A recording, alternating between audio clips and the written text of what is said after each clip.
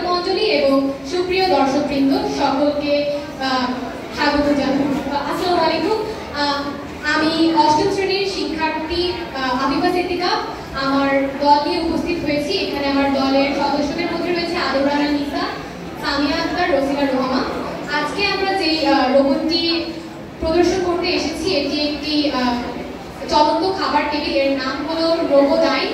এই রোবটটি তৈরি করতে আমাদের একটি সার্কিট বোর্ড, দুটি মোটর, বিভিন্ন রঙের তার এবং 6টি ব্যাটারির প্রয়োজন পড়েছে এবং একটি রিমোট বা কন্ট্রোলার প্রয়োজন পড়েছে।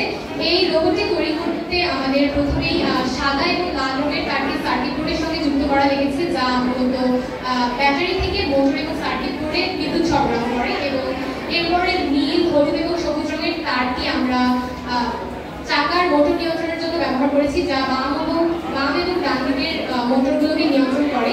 এছাড়াও এখানে একটি অ্যান্টেনা রয়েছে যা হলুদ রঙের তার। এটি সার্কিট বোর্ডের সাথে যুক্ত থেকে সরাসরি উপরের কার্ডবোর্ডের সঙ্গে যুক্ত করা হয়েছে, কারণ এই সার্কিট বোর্ডটি কন্ট্রোলার বা রিমোটের সঙ্গে সংযুক্ত, তো ভালোভাবে সিগন্যাল পাওয়ার জন্য এটি উপরে সংযুক্ত করা হয়েছে।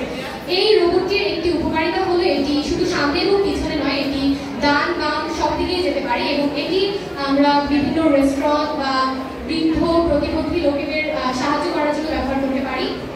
আমরা জানি রোবট দৈনন্দিন জীবনে আমাদের সহজলভ্যতা বাড়ায় এবং সময় সাশ্রয় করতে সাহায্য করে। তো এই রোবটটি আমরা এই জন্যই তৈরি করেছি যাতে আমরা সহজেই সবার কাছে খাবার পৌঁছে দিতে পারি। এবং যেহেতু পুরো বিশ্বকে এখন এআই রিপ্লেস করছে, তাই আমরা এই যন্ত্রটি ব্যবহার করেছি। এই যন্ত্রটি আমি এখন চালু করে রাখি।